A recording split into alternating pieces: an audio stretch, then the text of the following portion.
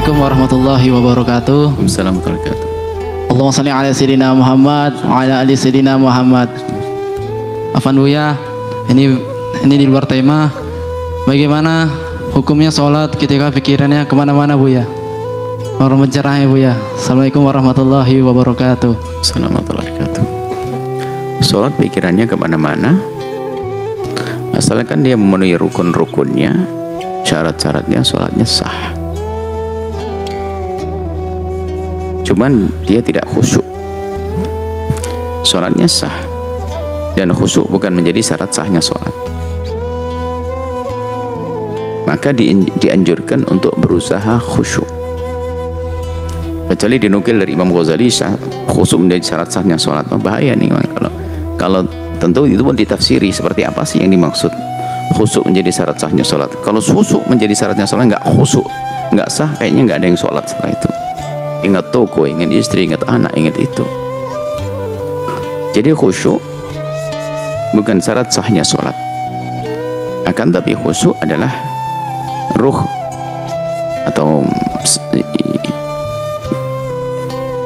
khusyuk itu adalah satu rasa makna, dan itu pengalaman pribadi sekali. Ditandai dengan khusyuknya jawareh. Biarpun khusyuk adalah hati, yang tahu adalah Allah. Biarpun orang kelihatannya begini, bisa saja pikirannya kemana-mana tadi. Wah, kalau sholat nggak bergerak, tapi kemana-mana pikirannya macam-macam.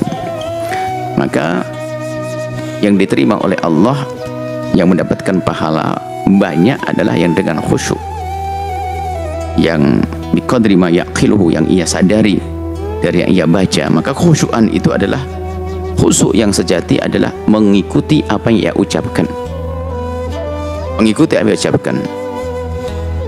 Karena Anda semua akan tahu bahwa ini tangan kanan saya, ini kiri.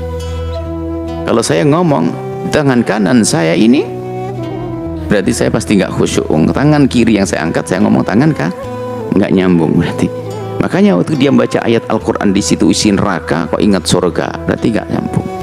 Sehingga cara menghadirkan kekhusyukan itu para ulama mengajarkan, renungi apa yang engkau baca dalam sholatmu. Jadi paling tidak itu mengikat. Kalau kita ingat Bismillahirrahmanirrahim, Alhamdulillahi Rabbil Alamin, segala puji bagi Allah, dan ini nggak ingat lagi yang lainnya. Maka kapan dia tidak serius dengan apa yang dibaca? Ingat tokonya, ingat permasalahannya, ingat hobinya, ingat cita-citanya. Jadi kalau pikiran kemana-mana itu bukan yang bertanya saja, siapapun bisa. Jadi setan itu macam-macam model. Ada setan penyair, karena yang sholat penyair, oleh setan dikasih ide-ide. Waktu sholat ketemu ide membuat syair. Setannya penceramah sepertinya. Jadi penceramah itu kalau sholat punya ide, nanti saya ceramah apa sih?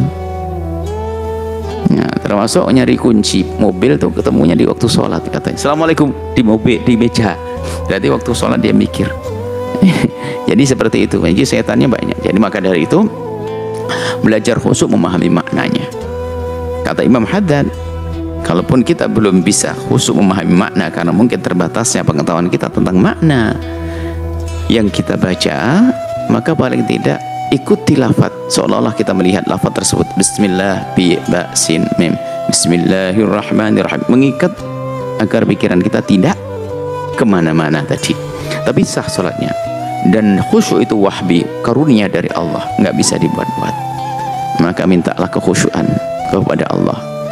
Kadang setiap orang pun berbeda-beda. Ada suatu ketika dia sholat tenang dan khusyuk, esoknya enggak sama sekali. Sehingga khusyuk ini hendaknya dikunci. Sehingga di dalam melakukan satu ibadah itu ada kunci, dikasih lapis-lapis begitu. Jadi sebelum sholat ada qabliyah, lalu ada ba'diyah. Jadi kalaupun seandainya ada yang kurang beres, ba'diyahnya, jadi mikir sandalnya waktu ba'diyah. Tapi kalau assalamualaikum langsung lompat, berarti assalamualaikum, sandalku di kiriku, kananku. Jadi makanya hikmah di balik sholat sunnah zikir itu adalah untuk mengunci, melapis, membentengi sholat fardu ini agar agar aman. Bahkan dikatakan oleh baginda itu yang bisa menambal kekurangan sunnah yang dilakukan itu penambal daripada kekurangan yang ada dalam sholat fardu. Seperti itu. Berusahalah untuk khusyuk. Berusaha khusyuk itu sendiri sudah dinilai khusyuk oleh Allah. Dan khusyuk ini pengalaman pribadi, nggak bisa. Wah, alhamdulillah kalau saya sholat, ya siapa yang bohong pun ada yang tahu, nggak ada alat deteksi khusyuk. Alat deteksi khusyuk nggak ada. Orang nggak ada deteksi pikiranmu lagi ingat apa, nggak ada, nggak keluar, nggak seperti dicap mungkin langsung kelihatan gambar kamu lagi mikir kuno, nggak ada. Jadi makanya khusyuk itu sangat pribadi. Maka belajarlah khusyuk dengan cara tadi, merenungi, membaca bacaan sesuai dengan yang baca kita hadirkan di hati kita, di pikiran kita. Allah alam bismillah.